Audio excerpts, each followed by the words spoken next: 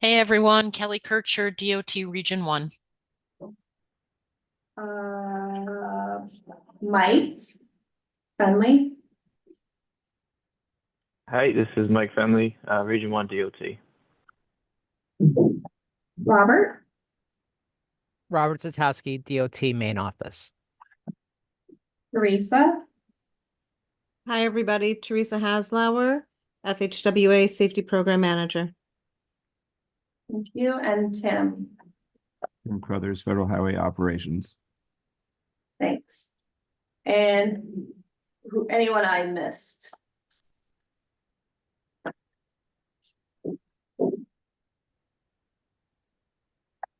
All right, thank you, everybody.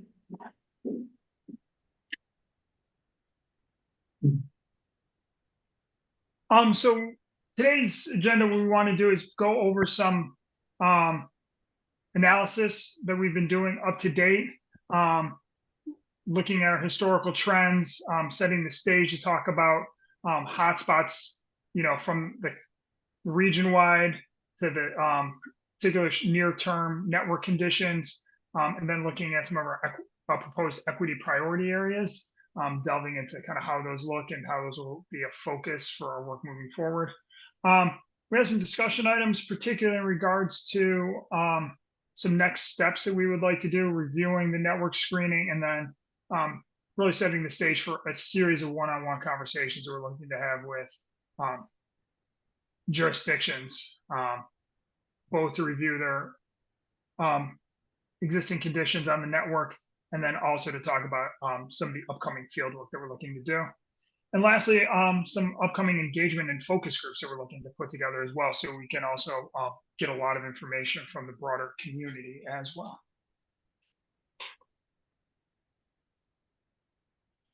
Just talk a bit about the historical trend analysis at first.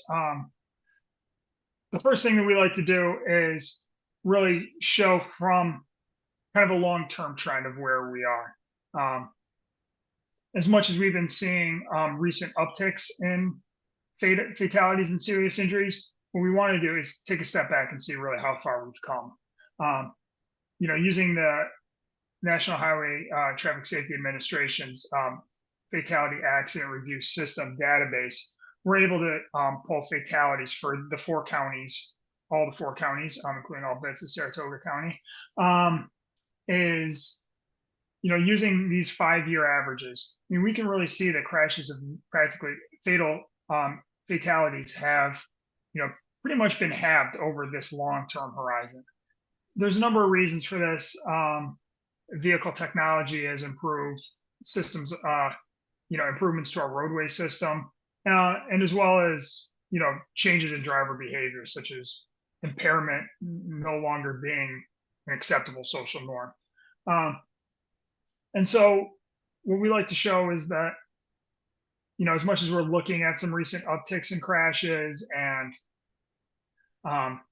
it seems like there are a lot of hurdles continuing in front of us, there has been tremendous progress made since in the past, and hopefully this takes us a step forward as we look towards setting long-term targets and really identifying those strategies enable to achieve that vision. And really, sort of looking at that straight line forecast, that is just a straight line forecast, but it shows that potentially 0 fatalities could be achievable in the future. By no means does history ever occur along a straight line, but in a way, a bit that arc of history is continuing to lead in that direction, especially if communities such as the Capital Region are taking proactive strategic planning efforts such as this. The next slide, what we'd like to show is that as we begin to set up a target and policy setting discussion, really probably for our August meeting, is showing that annual reductions over really kind of a series of these decades have averaged about 2% a year. So that might be a bit of a measure to keep in mind. That's currently more than NISDOT, has in its near-term targets, but hopefully by looking at the long term, we can look beyond that current process as well.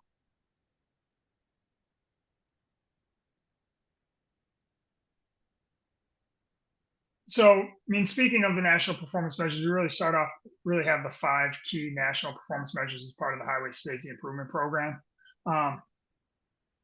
And so there has been some increase in these over the last few years. You know, we have had a radical change in travel behavior due to COVID. We're coming out of that. And so we are seeing some trends smooth, but there's still a ways to go to really continue to bend the curve due to speeding and some other driver behaviors that are continuing to negatively affect some trends. So first off is fatalities, really seeing, and also through here in these series of charts, looking at the performance over the 10-year period. The rolling 5-year averages have been pretty flat. So that's great to see in this region that there haven't been huge spikes.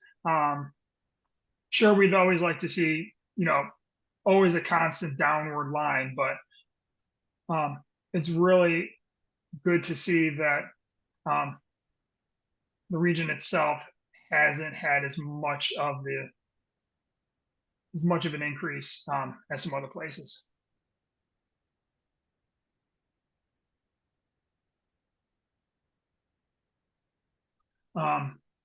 Same thing with serious injuries. Though the numbers have increased a bit in the last few years, some of that is due to a bit to changes in definitions and clarifications of serious injuries. But what is important to note with serious injuries is that potentially as we reduce fatalities, some fatalities can become serious injuries. So it's a good measure to look at, to have both fatalities and serious injuries together as we look at things like emphasis areas, adding those both together, because they're both crashes of certain significance. But also, you know, if we look at not just reducing numbers of crashes, reducing the severity of these as well.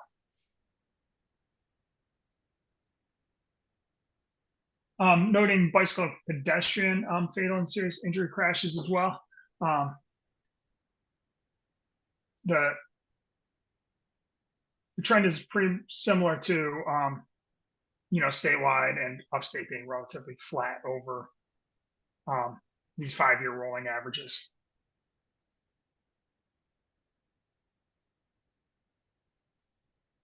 So I think where we really do see some, you know, beyond the totals, fatalities, you know, as a factor of 100 million miles traveled per car, they have gone down. I mean, the average total rolling 5-year averages are still up, but that has smoothed out, and hopefully with some additional data for 2023, we'll begin to see a downward trend there as well. So, so that's something we can hopefully look forward to. Serious injuries as well have slightly increased, but hopefully that will begin to show a downward trend as well. So hopefully we're through the increases, flattening it out, and then hopefully beginning to bend the curve. Okay. So rather than just looking at complete aggregate totals, the New York State Strategic Highway Safety Plan identifies a number of emphasis areas. So the primary 7 emphasis areas are represented by the typologies in the inner circle, and you know, further breakdowns are on the outer circle as well. These crashes are about 90% of all the fatal and serious injury crashes statewide. So, and I will note that crashes may be represented in one or more of these emphasis areas as well. just for example, a young driver could be distracted at an intersection. So depending on how a crash is coded, they may be, all three of those. And these are related to physical locations, drivers, vulnerable road users, contributing factors, and vehicle types themselves. So it's really inclusive of, multiple factors within a crash. But what these do, they do provide a bit of a framework. So rather than looking at kind of a big crash map of all this, like all the stars in the sky, really beginning to make out constellations and some patterns by really beginning to break down this typology. The local roads, the Capital Region's own local road safety plan did identify nearly identical emphasis areas in its plan, very much derived from the last adopted statewide strategic highway safety plan as well. But there are some minor differences, particularly with the growth of, with some more specification of alternate road vehicles, but still very much in alignment with those areas of concern that were identified by this group and other local stakeholders a few years ago.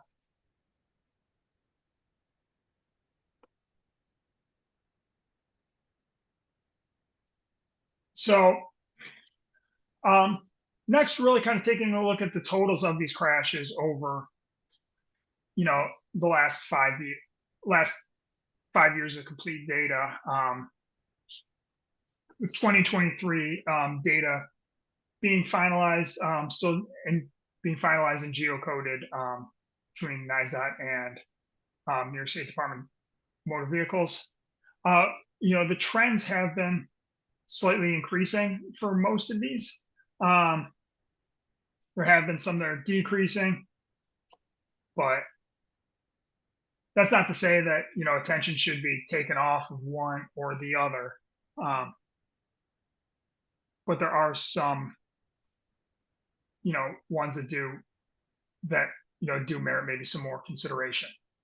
And as we look towards delving a little more into the analysis of these, we certainly want to hear from this group if there are deeper data dives that we can do, in regards to particular topics, questions regarding each that we'd like to see. And also these will help provide a bit of a framework too, as we look at recommended policies, strategies, and projects.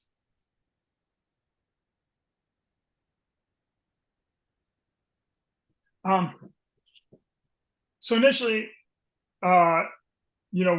we'd be curious to hear from this group if these emphasis areas continue to make sense for the Capital Region. There are certainly plans, programs, policies reflected in each of them. If there are others that we think should take some degree of priority. Also, we'd be interested to know if, how we might refine the national performance measures so they're more germane and of interest to stakeholders in the public. And if there are other targets that we should be considering and looking at as we, take this analysis further. Alex, going back up towards the top of your list, we did have a comment here in the room. Just the prior slide, it would be interesting to see further breakdowns of the age bands or fatalities. It was less than 20 and over 65. Okay. Just to see how it compares to total fatalities and then some of your prior slides just had the legend cut off, so we really couldn't see, or at least I couldn't make out the difference of what the lines meant. I think a couple slides before that. Sorry about that. I'm seeing that you guys are seeing the bottom of my screen. I thought it was hopefully the all presentation here.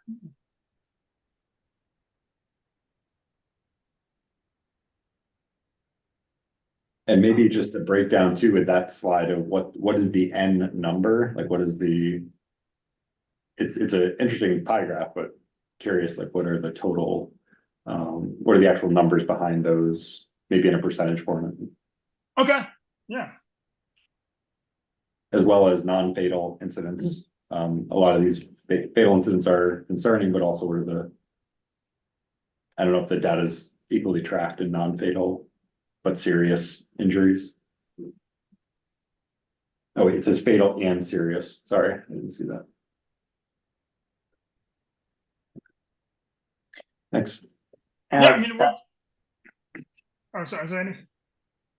yeah, this is Sandy, sorry. Piggybacking on the age related, if you go to the table, slide. I think it was the next two, and the next one. The under 20 crowd. I would like to see a breakdown and teasing out a little bit more of some of the related factors to the age related. Especially that under 20 crowd. Is it aggressive driving? Is it substances? You know, what are the specifics surrounding that? Because that seems to be a very large number for us. Yeah, I was thinking the same thing, Sandy, and speed too. I've been driving a long time. I've been driving the same roads for the last 25 years. And I used to be a really fast driver. I'm going the same speed and I'm getting passed. When I don't pass anybody, and I'm used to pass people all the time. And so there's just a different mindset now of speed. And I do a lot of traveling, and I go on roads where it's posted 70-mile-an-hour speed limits, and people are going 90. And regardless, kind of the Amazon.com generation to want to get there as quick as I can, no matter what, not taking into account weather conditions. You know, we have seasonal conditions, day and night, storm conditions, rush hour, and a whole host of things that create an issue relative to I got to get there right away versus I'm just traveling and I can be slow and take my time is definitely, I think, a contributory factor in a lot of this mindset of I need to get there right away. I don't know how you quantify that, but I just observation, because I have it. And it was nice coming here today where I wasn't in a hurry, just drove at my own leisure, and not once did I feel I was late, but often I am, and it changes your whole perspective and what your focus is on the roadway. And I'm not sure those are categorized in any of the distracted driving or cell phone use or anything like that. No, I think that's all very valuable. We will add a table in our memo for each of the top three or contributing factors for each of these. Certainly, age related is quite a surprise for me to see that being larger, the largest slice of the pie. Seems like that one's gotten bigger over the last few years, where it used to be sort of intersections, and age related has moved up. Such a significant amount of incidents related to age lends itself to an easy indicator to move the needle on. Right. So, there are umpteen interventions you can do with youth who are learning how to drive, and there's almost a complete absence of driver education in schools at this point. Stop watching that movie. Yeah. Well, that was the point I was going to raise. Fast and Furious. When I was with the Power Authority, one of the shortest meetings I ever had, someone came in and said, who are we going to give defensive driving to? I said, all staff. Yeah. And they're like, all staff, you realize how much that's going to cost? I said, I don't care. Yeah. We only do that to people who are assigned vehicles. I said, no, I value everybody. And it changed the whole safety mindset of the organization because people felt they were valued. People thought that they were cared about. And if I'm asking folks to develop a safety mindset in their own workforce, when you start partitioning out the safety metrics to people, it's tough to have winners and losers. And sometimes we don't necessarily focus on safety measures. And I use defensive driving as a surrogate, or CPR training. I required everyone to have CPR training. And boy, they didn't like it at first until everyone thought they were doing it right. And amazing, most people had no idea what they were not doing right. So it changes the mindset, and our DART rates went from normally high to low quickly because of the change of the mindset. I think that's an issue, and we comport well to the issue that you raised relative to, the age issue. I got 20-year-old kids. They went through defensive driving and I'm not sure they paid attention. They sat through the course and I'm not sure they're really, you know, when we took training like that, we were engaged and stuff, and the mindset of the youth is different than what it was. Just so that you attended it doesn't mean that you necessarily embodied the whole culture of safety. And when you're that young age, you're that mindset that I'm gonna live forever, I'm untouchable, nothing's ever gonna have bad happen to me, and that's just not the reality. Right. And defensive driving and basic driver's education programs have been severely cut back over the years, so that is a statewide topic. Well, this, you know, the intersection here is with public health, because there's a demographic here that's being impacted by the incidents, and it's really a public health situation that we know what a potential successful intervention can be. Right. Can I ask with these numbers though, it says age related, is that derived from like an MB 104A or a determination that it's age related, or is that all fatal and non-fatal crashes just showing us less than 20 over 65? Is age related an actual? It is, cause? it's it's the date of birth and the driver's license. So if the driver was under 20 or over 65. Okay, so. But if the fatality was a 20-year-old or an 18-year-old pedestrian, that's also shown here, right? It's also captured here. No, that's just if the driver. This is just from the driver's perspective, okay.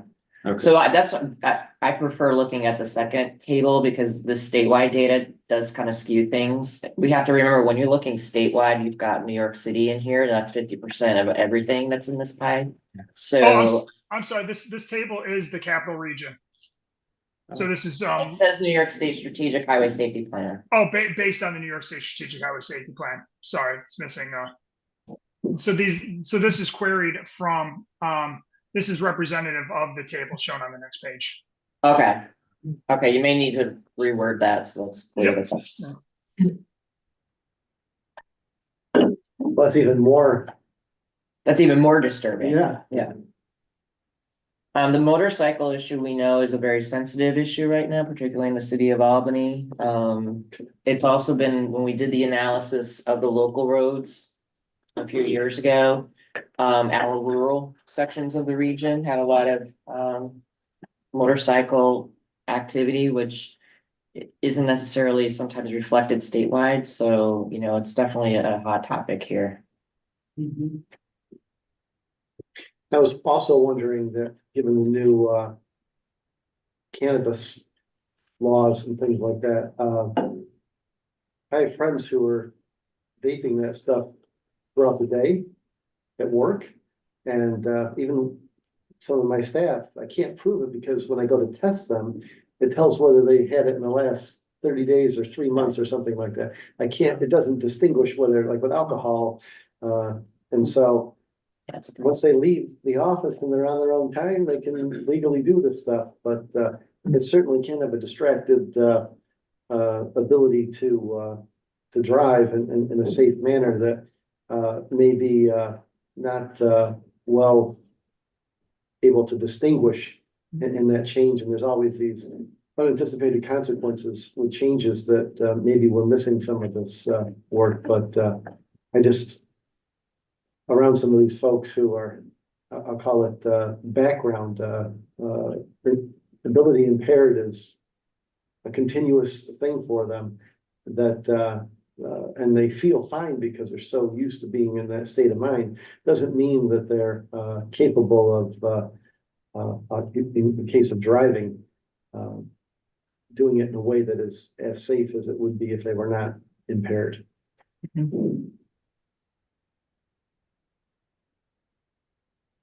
Are there other surprises, difference in magnitude than what you'd have expected? You know, some of us maybe more focused on the engineering and infrastructure side. You know, age related was a surprise to me. Others that are bigger and smaller than you would have thought, maybe your experience or perceived airtime. The public might be surprised how you're showing it, that bicyclists and pedestrians seemingly are a smaller piece of the puzzle than I think they would believe. So teasing that out a little bit more, will be important. Yeah, can I ask to double down on that, Alex? Just suppose we had an age-related accident with an under 20 driver that got into an accident with a pedestrian and their bicyclist. How are the two aligned, if any? Oh, so yeah, this would be really this. So both of those crashes would show up on here. They would be represented on here, so that it is cumulative. I think we could probably break this down more into looking at victims of crashes. So we could have system users, ages, vehicles as well, types. But yeah, I mean, what's great about this chart is that, you know, if you just kind of looking at crash analysis as kind of a series of doors, just looking at different doors to go down. So there is double counting this way, but it's a good way of looking at. So this may skew some of the magnitude, but we could also take a look at this as number of victims, as maybe types of victims of crashes, and share the respective population. And along the lines of pedestrians and bike accidents, I mean, I've only read that they're typically underreported. They present at home. I mean, we've got plenty of EMS calls of somebody that walked their bike home and then called, and or just, you know, self-conveyed to the hospital. How does the data ultimately get reported back to the state to say, hey, this was actually a roadway incident, not just somebody that showed up with traumatic chest pain?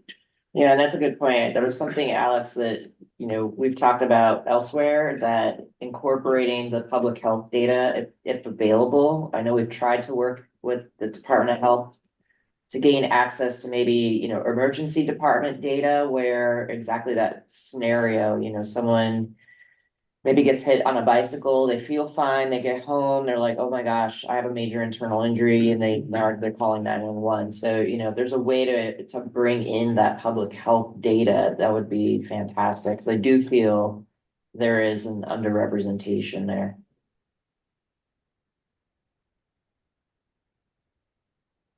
The only time it's lucky that it gets fed back is within 30 days of a fatal crash. Otherwise, it doesn't get fed back into this data set. Okay, so the serious injuries are probably not accurate because they're being reported by the police on site and they can't, you know. Right. I think it's, you know, it's an effort that's going to be ongoing really in the next couple of years, is to integrate the public health data. But I think we absolutely want to show kind of what we can with where we're at with some of the ED data and other like epidemiological data sources, if we can see about getting them.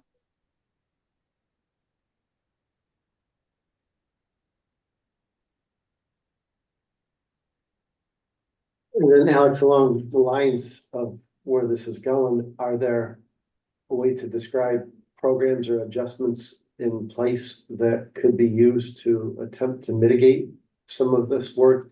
I know the Thruway's implementing I've seen them, work zone, automatic, like camera speed and send you the bill and stuff like that. Thruway's gonna be implementing a program like that statewide once they get it up and running. The city is, Albany's moving forward with some camera systems, especially around schools, we'll be implementing hopefully by the time school starts next year, but probably not quick enough to do our full rollout. But there is ways and force are in place to attempt to target vulnerable areas and certain populations to try to control the human activity that's contributing to all of this. No, and really coming up at our next meeting, we'll want to identify some of those strategies, see where they're in place, see where they can be expanded as well. There are a number of policies that are jurisdiction by jurisdiction, whether it's speed limits, whether it's looking at automated enforcement. really kind of understanding what the landscape of those are and where we see some gaps in coverage. Alex, just want to point out that Ethan put in the chat that the New York State emphasis areas don't include intersections, but it's our second biggest category. Did you want to say anything about that? But intersections are still in the, Yeah, I thought they were. They are. Thank you. And that's actually the next you know how NISDOT has worked on, and Robert, you could probably speak to this better than I can. NISDOT worked on a pedestrian safety action plan. They just released their roadway departure action plan and an intersection action plans, their next initiative. Teresa, since you brought it up, where can we find that roadway departure action plan? Robert, there was a plan for that to be on the website. Do you know a release date? No, I was told that it's been held up, so no. Okay, so that's on NISDOT. Will be posting that on their website. Yeah. Soon, I hope. that's great to hear about that. I know the draft I saw had version 11 or 12 on it, so I know it's been around. It's an exceptional plan with a lot of great mitigations and opportunities for local funding. Can I ask you a question about the intersections? Is there a breakdown in the data for rural intersections, 4-lane highway intersections, urban intersections? Because that's Yeah. yeah. Okay. And that's something we'll be doing is sort of network flow, systemic flow diagrams, so we can understand where those locations are. You know, if there are places that exhibit, you know, particular risk factors, things like stop controlled areas that maybe should be signalized, things like that.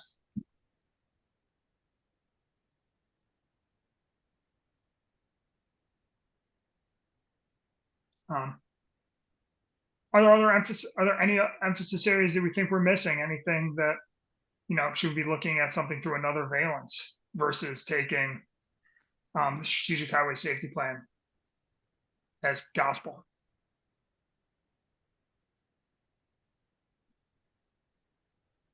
I mean, it's represented in the small slice, the overall speed kills, right? So I think it's a more cross-cutting issue than is reflected in the donut. Yeah, it's not usually captured because again, it's based off of probably for fatal crashes only a reconstruction, and even then, they can't always tell whether it was, there's some obvious cases, you know, where you can tell it's excessive speed, but there's a lot of times where it's more subtle than, you know, the person doing 90 miles per hour up some Central Avenue situation. Right, but the fatality rate between 20 miles an hour and 40 miles an hour. Right. That's what I'm saying. It's you're not capturing that because they can't prove it. Right. You know, it's a caveat with all of this data. The police reported data has its limits, right? Because the human being can only tell so much.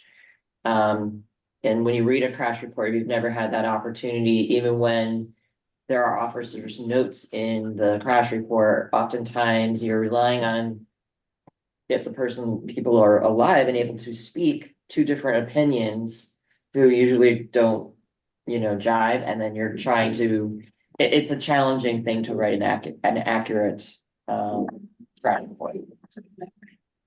So it's a lot of subjectivity in there. But it's the best data we have. You know, and that's probably where we look at a bit of our totals, but I mean, really be looking at other data sources to support that as well. With these, we'll be looking at for vulnerable road users, we'll be looking at kind of exposure, you know, kind of area wide. We could look at using some speed data through Replica that's available, so we can kind of see if that had some issues as well. But these, looking at cross-cutting emphasis areas is interesting. Are there others that we think that, lend themselves towards really direct intervention?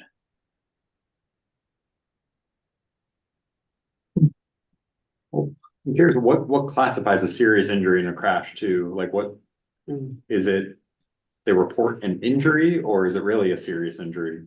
An injury that requires hospitalization. I mean, typically what happens in the field, and you probably know this, is when the officer is writing the report. There's a series of options on the crash report. If a broken arm is considered a minor.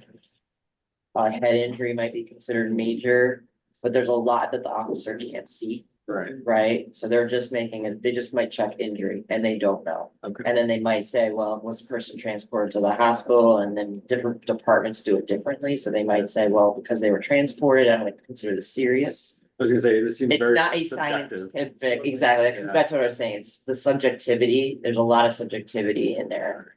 I feel the most comfortable with the fatality data, simply because within this 30-day window of time, this person has passed away. Yeah. Well, it's a great question you raised, and we don't quantify at all the near misses. Right. And that now you're dealing with a luck bucket. Right. And because you didn't get seriously injured, regardless of the definition, you certainly could have and got lucky. So when a fatality could be unlucky too, it's. How many impaired drivers or That's people right. over 65 went into the front of the building that could have been occupied? There could have been 10 people in front of the building, just the time of day. Yeah. You're right, the near misses and. It's really a hope that, well, not a hope, but that with a large sample size, we see that that representation kind of includes, the near misses. Well, that doesn't include, but the near misses are somewhat proportional to those, actual impacts. But as we do look into a more, granular network level, we do want to hear from those of you in the field where we're having near misses, where there are other areas of concern, spots that, maybe you've asked for signal warrants or things like that, or spots that you're always seemingly to report to. Those are the locations that we want to, see as well compared to the crash data, or, still maybe reflect in some strategies and recommendations. That's what a signal warrant is. Yeah. What is the signal warrant? Oh, maybe a spot where you've asked for like a traffic signal. That at a local level, that can come up quite frequently for all sorts of reasons. Yeah. Right. Yeah. One thing that might not fit in a focus area, that's the nomenclature, but is sort of continuously looking at the emergence of new infrastructure or technology to be able to gather better data about what's happening. So whether that's cameras, monitors, tollless, cashless tolling, AI, just always coming back to that and thinking about how we can do things differently or better, leveraging that stuff. It's a great point. I just got access to all my vehicles in the city. They're logging, and I get a report of when they start, how long they've idled, every street that they're on. And let me tell you, it's a information saturation, but the value of the data is far. I'm not looking at it from a discipline standpoint. I'm looking at it from really to do a deep dive how effectively we're completing our services. And the data is just shocking to me once there. And how many vehicles there are, where they're going, and what an individual does in a given day from the time they start to the time they return is far different than I anticipated. And with the idea of monitoring now or AI, I'm a NASCAR fan. I remember the first time they put a camera in the car was in my lifetime. Now the cameras are so tiny they're not even on people's helmets and things like that, that we're getting data now differently than we ever had. And just one of these services that you can pay, get lower insurance if you have some tracking of your speedometer and things like that. So there are things out there. Is the public ready to embrace these sort of almost big brother watching you issues to reduce the serious or fatal injuries? I don't know.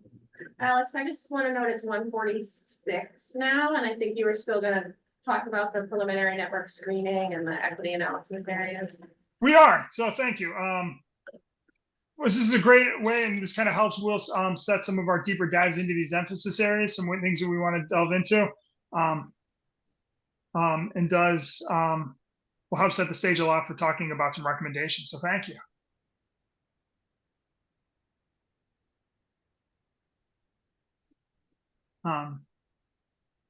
So looking at some of our preliminary network screening, so just talking a little bit. So we are thankful to Robert and the Highway Safety Management Bureau for the Clear Safety app.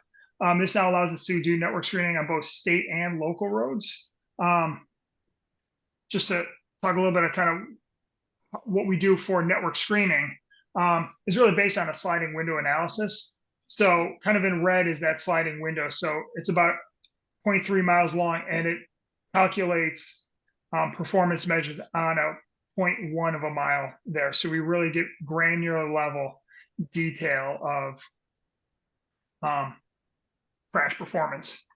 And that's based on using safety performance functions, for over 70 road types, including, comparing specific types of apples to apples comparisons of segments, intersections, and ramps. So we're not just comparing, crash rates to crash rates. We're really separating out, controlling for roadway features such as divided, rural, urban, number of lanes, or intersections, whether it's number of legs, intersection controls, stoplights, stop signs, etc. So we really use a number of performance measures. First really being the potential for safety improvement. So is there, based on comparison of this facility, it's observed and predicted crashes, is there a potential for safety improvement? The level of service of safety provides kind of a simple scale, 4 to 1 of, ranking system of, where to begin to look. And so we've conducted 3 network screens using Clear to kind of see where different types of corridors and intersections really begin to appear. First, we want to take a look at where there are all crashes. So where there's where the places are overrepresented for all crashes. So whether it's fatal to property damage only. Then looking at specifically fatal and serious injuries. And also, third, vulnerable road users, fatal and serious injury crashes of bicycles and pedestrians. So lastly, we've focusing on, the years 2018 to 2022. We know that there's still being some finalized crash data on 2023 with some geolocating. So we're just going to stick with 2022 through now. I know that's we're still trying to leave COVID, 2020, 2021 in our rearview mirror, but want to make sure that we're having as consistent data as we can. So really one of the first cuts of performance measures that we're using is the level of service of safety by looking at comparing, the observed crashes to those that are predicted, amongst its peers. So how does, Route X, based on its number of lanes, divided, is it divided, undivided, and controlling for traffic, how does it, number of vehicles per day, how does it compare what would you expect? And then how is it performed? So if there's more observed than you would predict, that's the potential for safety improvement. And the level of service of safety kind of has these stratifications, level 4, 3, 2, and 1, for sort of breaking these down into percentile groups. So really looking at level of safety of service 4 is really where we want to begin to dial in at first. Still, even with level of safety of service 4, we wanted to begin to use the other performance metrics to continue to dial in. Looking at average crash frequency, potential for safety improvement, and level of safety service. So what happens with CLEAR is that any roadway that even has the potential to reduce even like 1,000th of a crash a year shows up. So we want to really dial that into to identify those places that have the most crash potential. We hope that this will, by developing these thresholds, we will help refine scoring for creating a priority safety network. And also this will help facilitate, kind of narrow our focus for looking at reviewing these crashes with you all. We can recalculate PSI if we need to, if we have some traffic crashes or something else we're seeing. And we want to use this as well for looking at safety investigations. So just to provide a bit of an order of magnitude, for both segments and intersections, what comes out of CLEAR is it looks like half the map of the entire network. So then by looking at level of service 4, we narrows the focus considerably. But then by looking at filtered, we really see those places that have the potential for crash reduction with some interventions. So let me switch over the screen here. Well, so what we do is we send out a link to the administrative committee, and we'll follow up to a link with everyone else here as well to review the crashes. And I believe my map is being shown right now. So what we're able to do is, so if we're interested in looking at fatal and serious injury crashes, and they're represented initially by that level of service rankings. Second is, so if I'm, rather than looking at the whole region, if I want to do is I want to take a look at, if I'm City of Rensselaer, I can, zoom in and see where my locations are, the facilities I own as opposed to the county or NISDOT. And then if I have a concern, if I want to bring something up, leave a comment, can drop a pin and do that as well. So.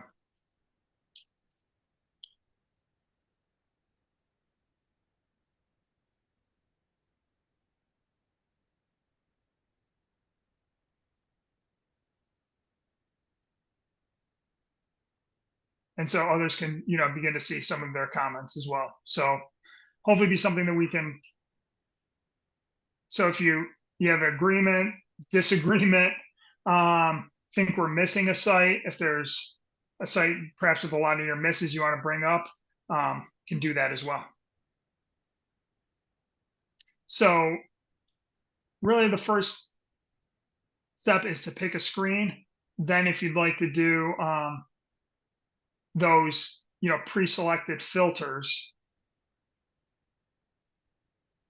really drill into those even more further. refined locations.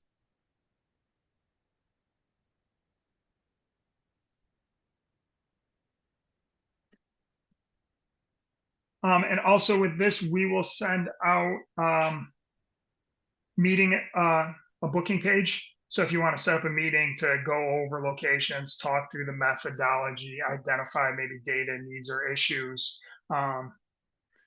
maybe plans or studies in regards to an area, you know, we want to have those one-on-one conversations. Any questions?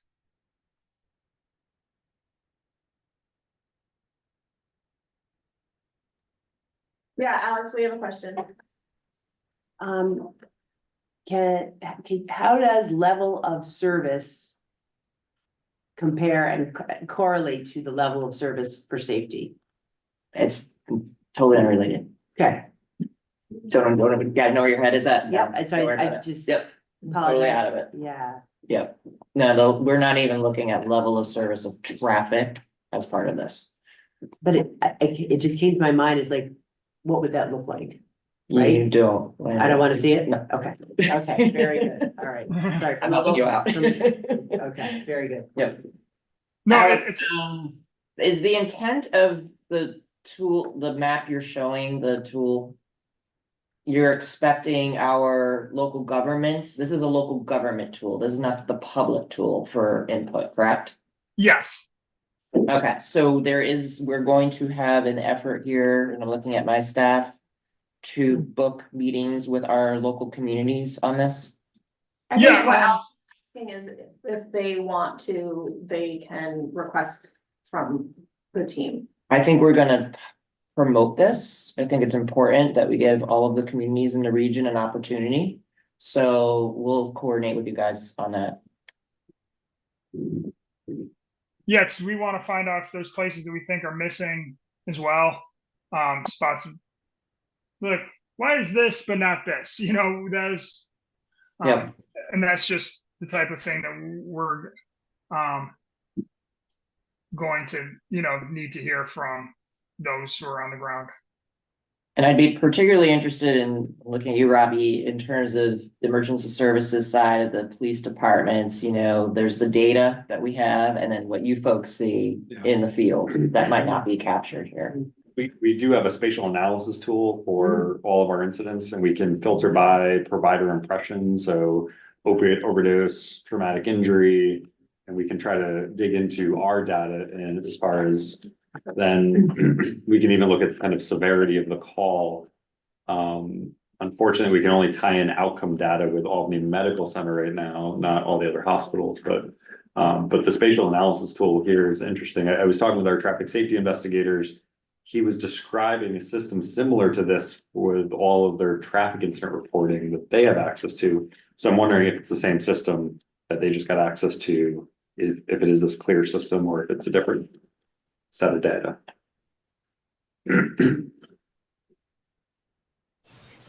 Is Yeah, Robbie. the loss value available for anyone who can get into Clear, or is this some extra data set that you have yourself? No loss, the level of safety services, it's one of the range of performance metrics that are available. And since, you know, and for us, we are bringing in using three of the knobs of performance measures to really tune in on the picture. Because potential for safety improvement, there's such a wide range, and there's some very small values. We want to weed those out. We want to, particularly as you get into fatal and serious injury crashes, if there's only one crash over a 5-year period, that, you know, can skew some numbers. So we want to see locations where we at least have a couple of crashes over that period. And the level of safety service. There are some missing values. So based some bit on facility type. So we want to make sure that we're leaning on some of the other measures as well. So we really are covering our bases through the screening and methodology. Alex, can I ask kind of a different type of question regarding the data? So part of this project was to look at system level improvements? How are we using this data at this point to start that process?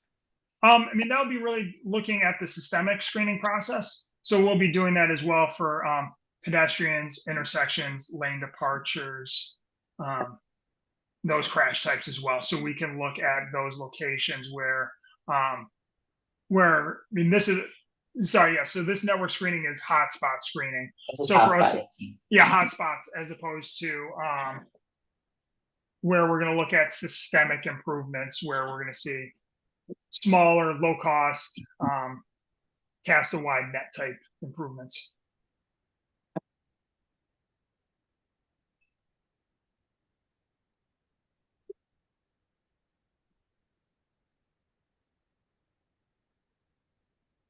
So it's really playing both kind of the high keys and the low keys of the piano at the same time.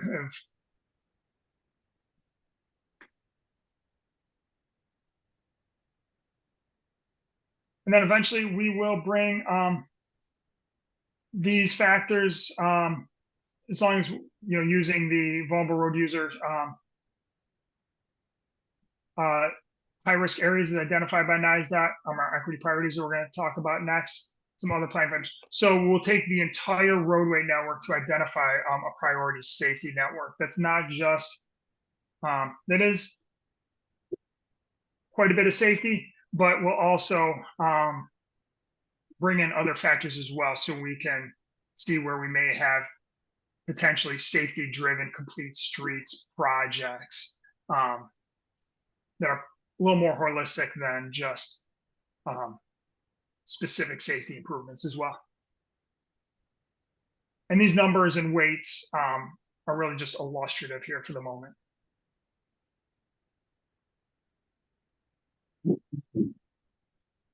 So what we want to do is not just, isolate our recommendations to those disaggregated results from CLEAR, but begin to identify maybe complete corridors and projects.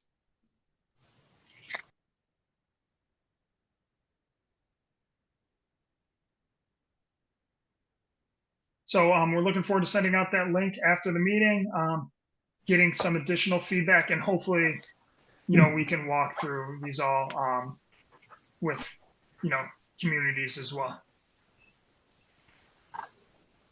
Really make sure that our screening is working for everyone.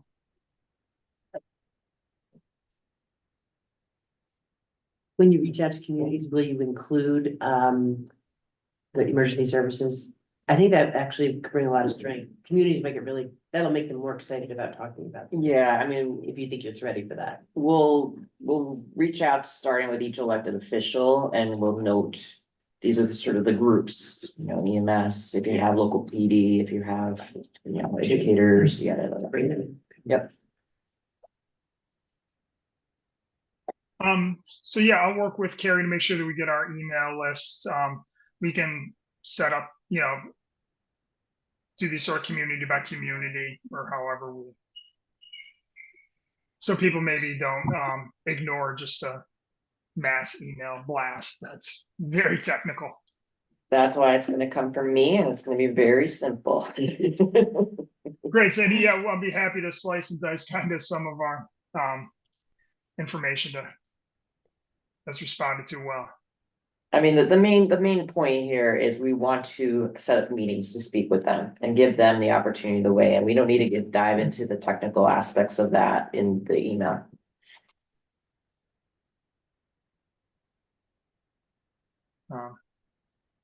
Thank you for helping out with that. Well,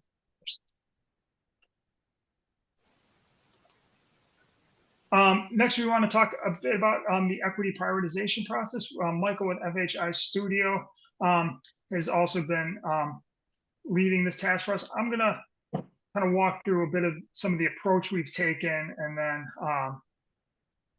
share some of the maps that we've created, highlighting some of these initial areas.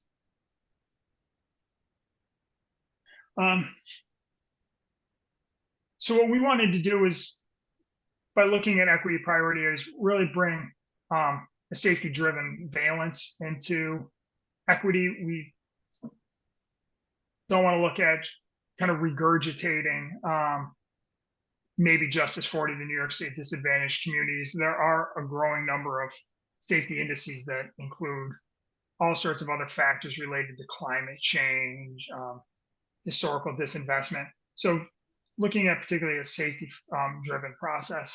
And really by doing that, it's building upon the council's existing environmental justice and Title VI analysis.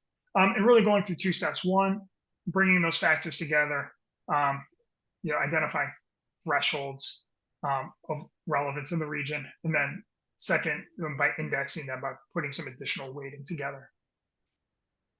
So for looking in the factors, we have been looking at bringing in single family parent households, foreign born members of the community, and zero car households.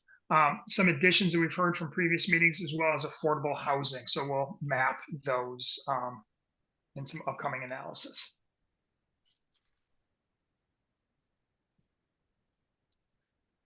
So there is a bit of difference. I'm sorry to interrupt, but I just wanted to put it on your radar. We just did an affordable housing analysis that we'll be releasing shortly. So we'll certainly share that with the folks here at CDTC. The transportation. Great. Because I know we want to look at potentially where there's zero car households and other vulnerable users, where those origins might be. So that was a great suggestion we got from City of Saratoga. And a lot of these data points are also available on capitalregionindicators.org. Which was just, I don't want to say re-released, refreshed? Refreshed. Yep. Capital Region Indicators. Capitalregionindicators.org includes dashboards for every county, city, town, village, census tract, zip code, school district, block group, block.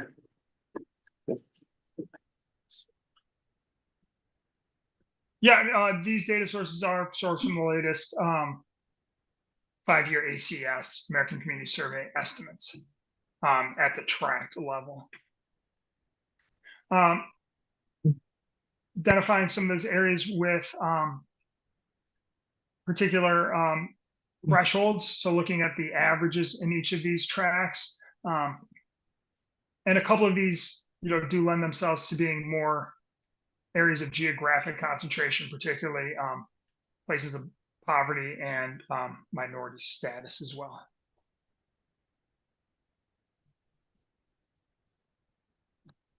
So really looking at if you're above the average, providing the average or above, getting a score for each of the 9 indicators, and then tranching those as well for the aggregate thresholds. Additional weighting because of geographic concentration, greater alignment with Title VI considerations, and those factors that do those communities that have had some historical disparate impacts on of crash impacts. So we wanted to give some additional weighting beyond just kind of everybody together at 9, doubling the value for low income and minority populations. Also included in kind of the follow-on step is if an area has been identified as Justice 40 or the New York State disadvantaged communities, to include those as well. Just an area to consider looking at priority for funding for Safe Streets and Roads for All implementation funds, and maybe also some other New York State funding categories as well.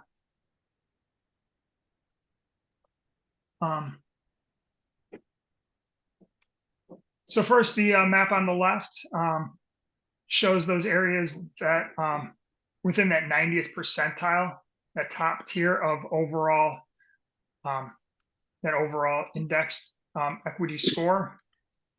Those areas that are shown as Justice 40 or New York State disadvantaged communities are highlighted in blue. So there is overlap, and really some of the core areas do align. And then on the right, we really see the full gradation of scores across the region. as well as those areas that are shown by those federal and state designations. So there's quite a lot of similarity, but also we think by also having the full threshold analysis, we get to see and even using project prioritization of a full range of scoring versus a have and have nots. Yeah, it's just a minor suggestion. Can you use a different color on the purple and the blue map? Because the blue looks a lot like water. Sure. Thank you. Yeah. Just so no one's confused out there. The river is not flooded. Right.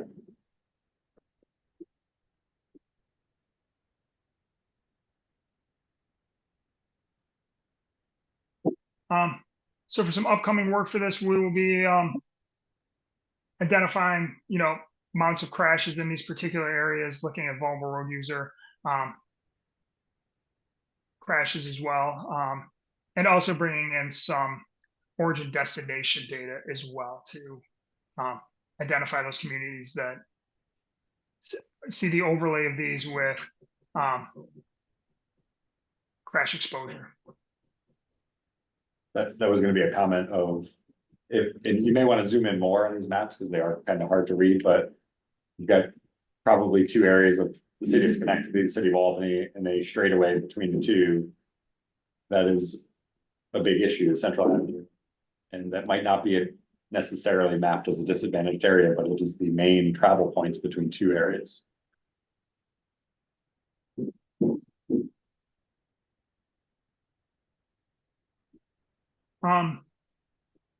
Yeah, I think we could take a look at maybe some of those key axes, and opportunity corridors between places as well.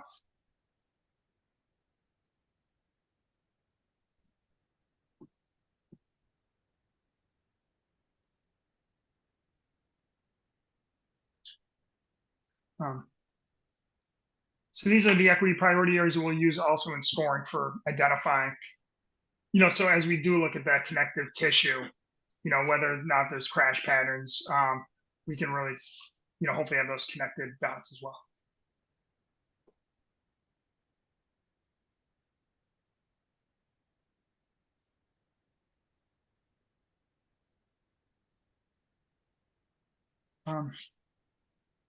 Investigation sites. So as we're coming on and talking with each of the communities, what we want to do is use both the network screening and anecdotal information from each of your communities as well to take a look at sites that we'd like to investigate.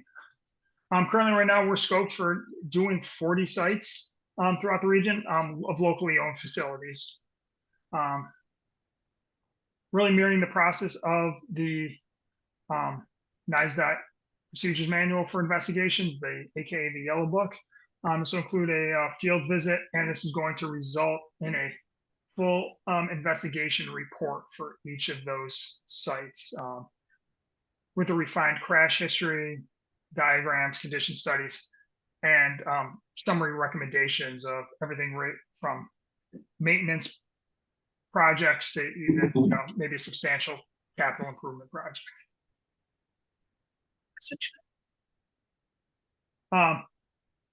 Field visits will look at a variety of issues, drive the corridor, look at signage issues, street lighting concerns, really get a feel for the place for what you don't see on a map, or to look at traffic control and other issues in the area. So for the selection process, we've looked at some locations that have that level of service of 4, level of safety of service of 4. Want to make sure that we have fatal and serious injury conditions as well. We do want to make sure that some of the project partners do receive one, but we're also looking to bring others in as well. What would be great too to be look at some sites with trip generators and environmental justice areas. And hopefully too, we can have a whole cross section of these so we can share kind of the results and findings as part of the process of this group when complete. What I do want to say is, there's, for those local jurisdictions, there is a minimal responsibility on here. Stantec, John Hartley represented today. They will be doing the field work. They'll be preparing the report, doing the analysis. Really just most of the time would be to have kind of a midpoint conversation and maybe a final conversation as well regarding the recommendations. So it's more of a passive than a really active role for the communities impacted. So hopefully it's not too big of an ask, and hopefully be more benefit than ask. I'd be curious if the site investigation will include the signal control or testing of the crosswalk buttons. Do the crosswalk indicators actually automatically sync with traffic signals, or is it only when they're actively pressed? I seem to have noticed in like more city areas, they're very much in sync, but other areas, the cross or don't cross really relies on somebody hitting a button that may or may not work. So I don't know if that might be included in the analysis of those intersections.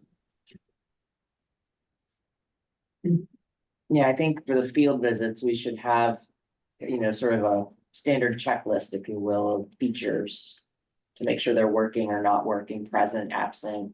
We might not have all of the details regarding how length of times and all of those kinds of things, but we can definitely incorporate more of that in the investigation.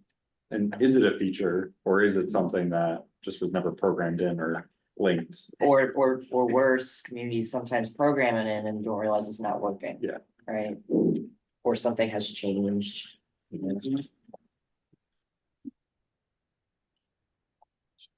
There was a mention in the prior slide of markings on the road, whether they were abnormal, I believe, or pavements, confusing, non-standard, or missing signage pavement markings.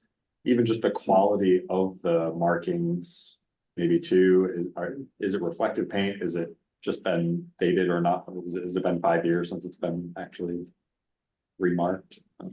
Alex, we can talk offline about items that maybe, our staff can supplement an inventory of in the field to what you guys are going to be doing as part of the official investigation, because that would be a great sort of intern project, or, kind of go out in the field and actually like look at that stuff. So we can coordinate and talk further about that, but I think those are good ideas. Last comment will be time of day. Is this gonna be done during the day or the time when 85% of these things happen, dusk to dawn? Because that might reveal more issues of, well, the LED lights they just replaced on the roads are actually flashing instead of the street lights. I've noticed some of them might just flash like a strobe light as opposed to, or they don't work at all. Right. So that might be another interesting thing to look at, especially with the intersection lighting issues. All great points. We can definitely talk more about that with the team. Yeah, these are all great points. Appreciate the input.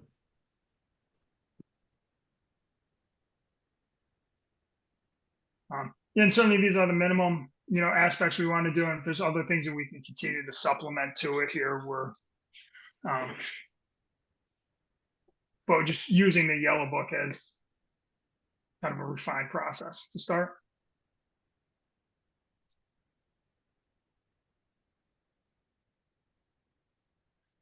Next, we want to talk just provide a bit of an overview of the demonstration sites. Really looking at 10 tactical sites.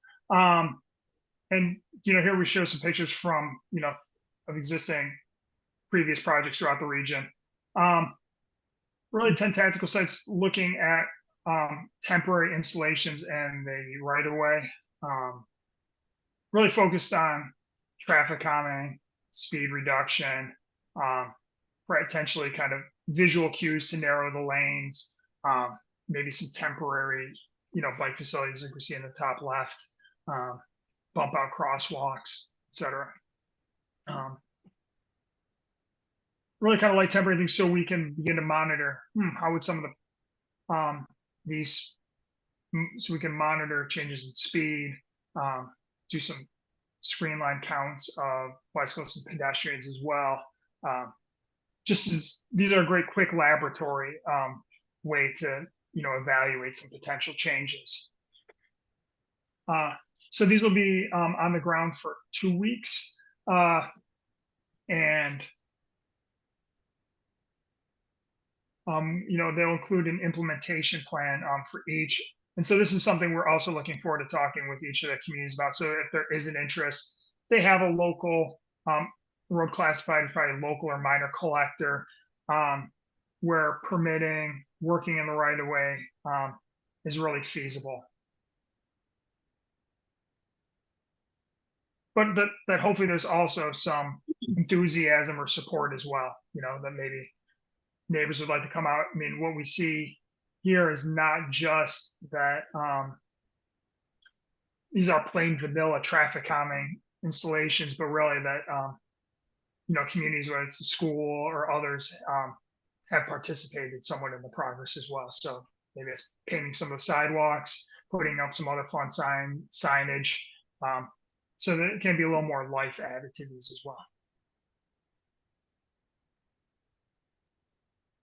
Alex, just to clarify, when you're painting, the paint's restricted to the sidewalks, right? It's not in the crosswalks? Yeah, I'm not sure we want to get into the fight of colorful crosswalks. That's, I don't know who struck first in that fight. But yeah. All right. But I mean, I do like to highlight that there's always a range of other traffic calming opportunities than just colorful crosswalks. Good. Yeah. All right. Thanks.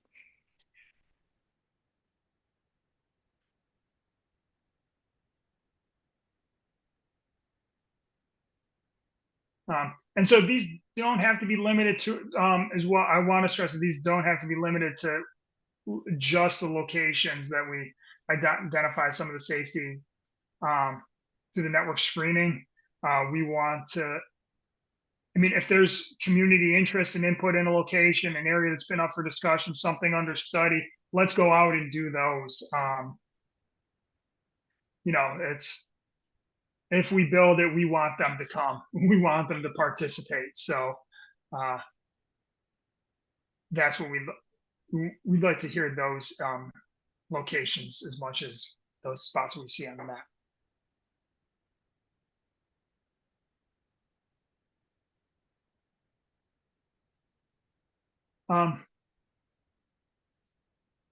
So yeah, this is some, we want this to be part of, the agenda when we meet with each of the communities as well. So we can look at potential locations, discuss, some of the technical and logistical issues that we'd have to face as well.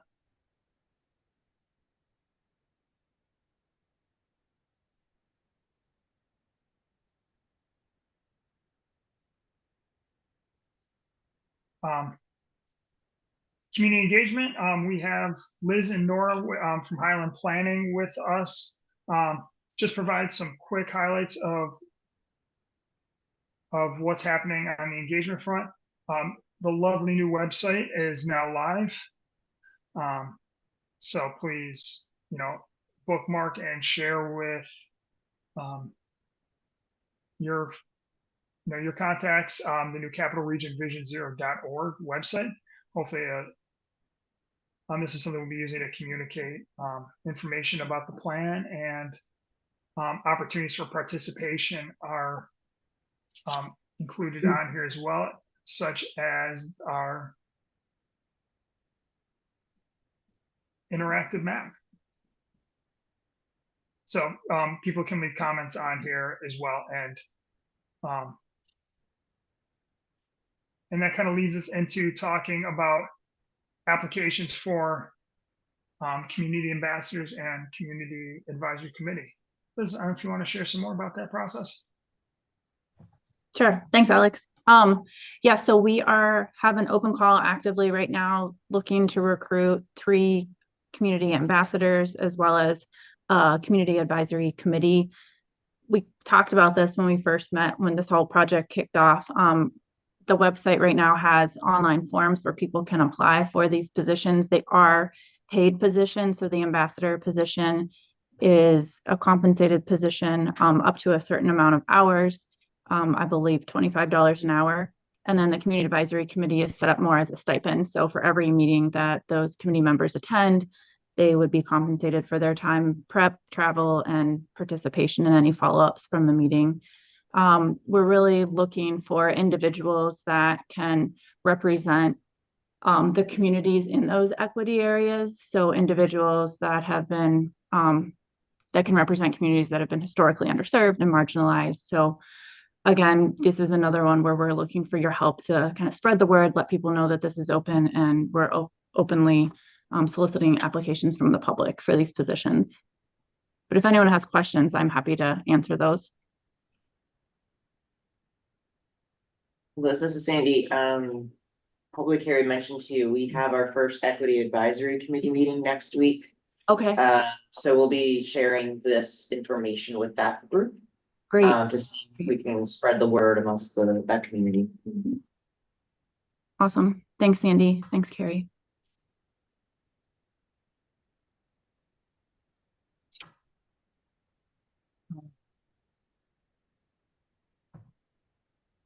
Also, we're looking to schedule some initial stakeholder group meetings, looking at schools, K through 12 law enforcement. If anyone around here has some additional types of groups that we think should be convened, there are other, groups with existing meetings that we should come out to. Please let us know. Sounds like anywhere in that under 20 range, certainly based on the data that you presented, would be great to engage with. So I don't know if that's early college and later high school groups. Yeah, I think when universities just come back to school in the fall, we're thinking about how to capture that crowd at that point, particularly the freshmen coming in, given A, they're new to the area in many cases, and B, in that age range of interest, particularly impacts the city of Albany, since you happen to have the largest population of university students in the city, but also Hudson Valley, Schenectady, SUNY Schenectady now, up at Skidmore. So I mean, there's more than just Albany from that category, but absolutely, we're gonna try to do what we can to engage all ranges of schools.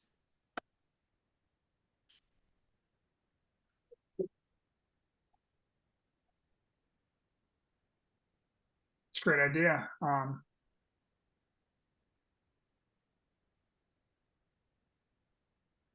And if anybody sees any meetings coming up on their calendar and you think that they're good groups that our team should come out and talk with, please let us know. Reach out to Carrie or myself. I mean, I know the smaller group has talked about this, but for those listening, if your community has an active safety advisory committee or an active citizens group or something like that, a lot of the communities have their own groups. I mean, that would be a great stakeholder to have, be part of this conversation for sure. So if your community does have some kind of a public safety or traffic safety or bicycle and pedestrian safety group, that would be great. Just to follow up on that, we don't, sorry, Teresa. No.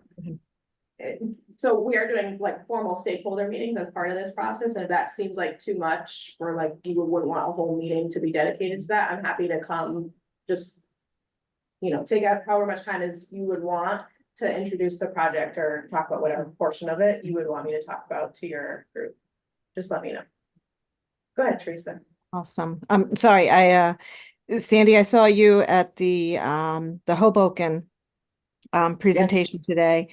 I've been talking with my supervisor about setting up a shadow day with the people down in Hoboken. I love what they're doing.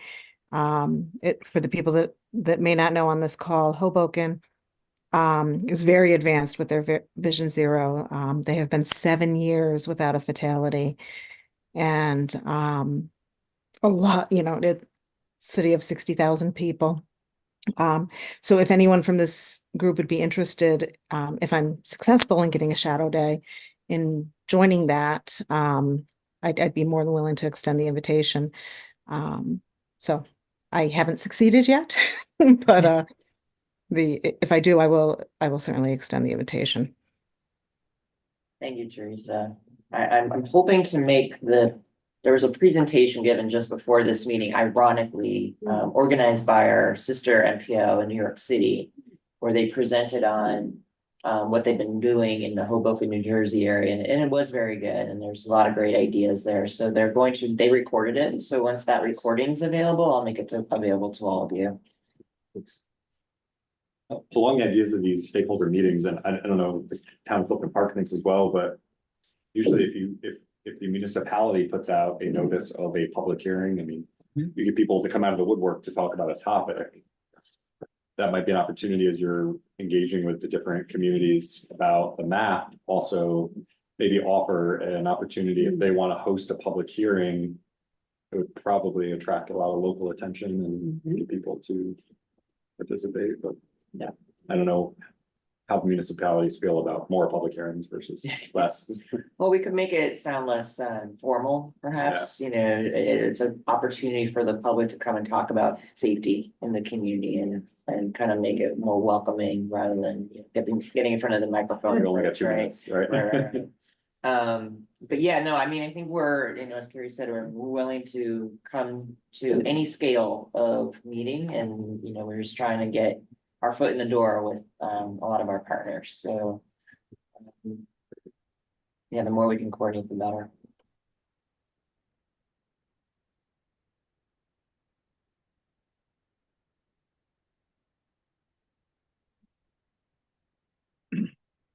Well, I know we'll come out and talk with this group, you know, as a whole, next time in August. And we'll look to maybe have more of a workshop format as we begin to look towards some preliminary recommendations, discuss some of the policies. So we'll talk with Carrie about the timing and format of that. I think what Alex is trying to say is we want to have an in-person meeting in August. Yes. Thank you for putting a little more emphasis on it, Carrie, than I'm permitted to.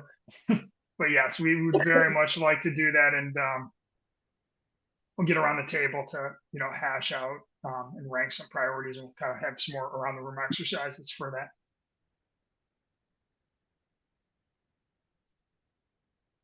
That's all from our team today.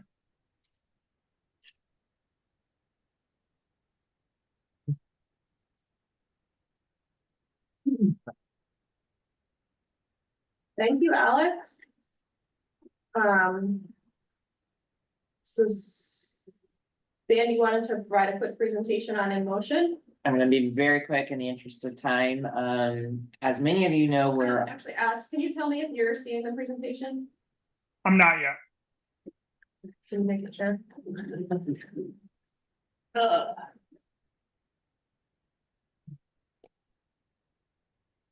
Yeah.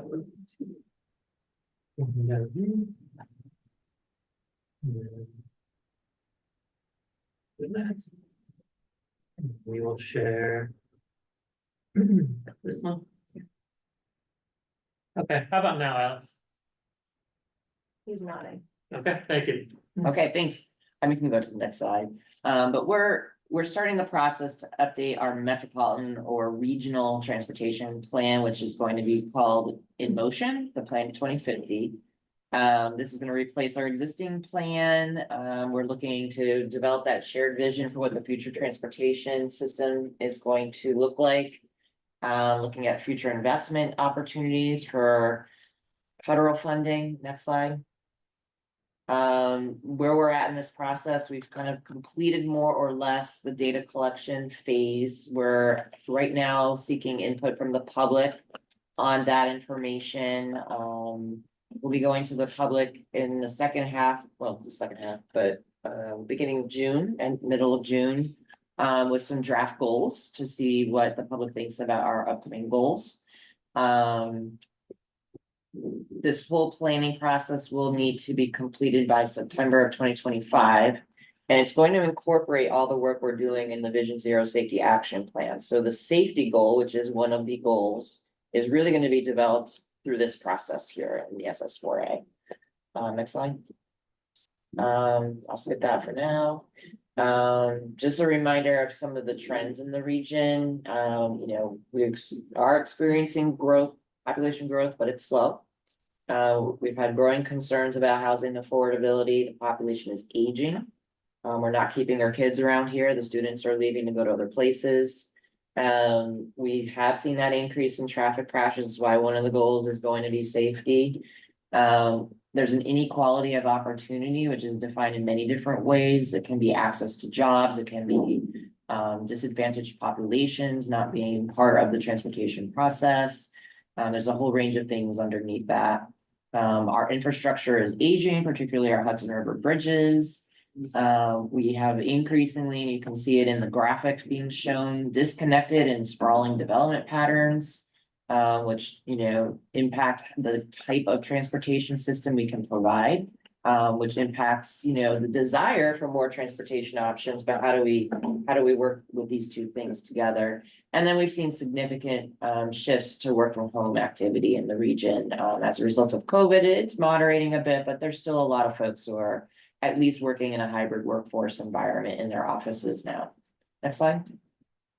So I just wanted to explain the advisory committee role in this MTP update. Your role is to review product, identify issues, and provide feedback on the materials being developed. And as I said, this group in particular, we also have not really been talking about the operations side of ROSAC, but that is another component to this advisory committee. So that's your congestion management. That's how we kind of use technology perhaps to make the system more efficient to use.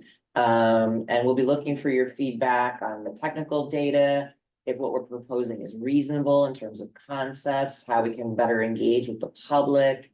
And then, you know, really helping us, assisting in promoting the surveys and other public tools, so that we can get the word out as far as wide as we can, just like we're going to be trying to do with the SS4A project.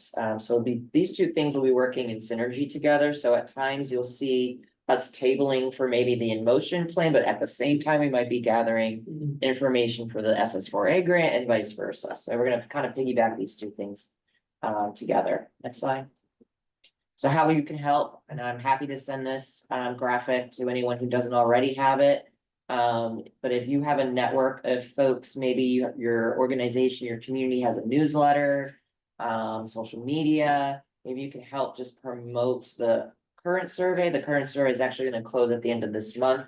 So there'll be additional graphics coming soon for the next round. That would be a great help, and I'm happy to re-forward this slide to anyone who might need it. I think that was it for today. If you have any questions, comments about the process, let me know. And we'll be talking more about it. But the good news is, at least on the safety side of the equation, the SS4A was going to help inform that. And we'll be talking about the operations side at future meetings. So this group is going to be busy because we have a lot going on.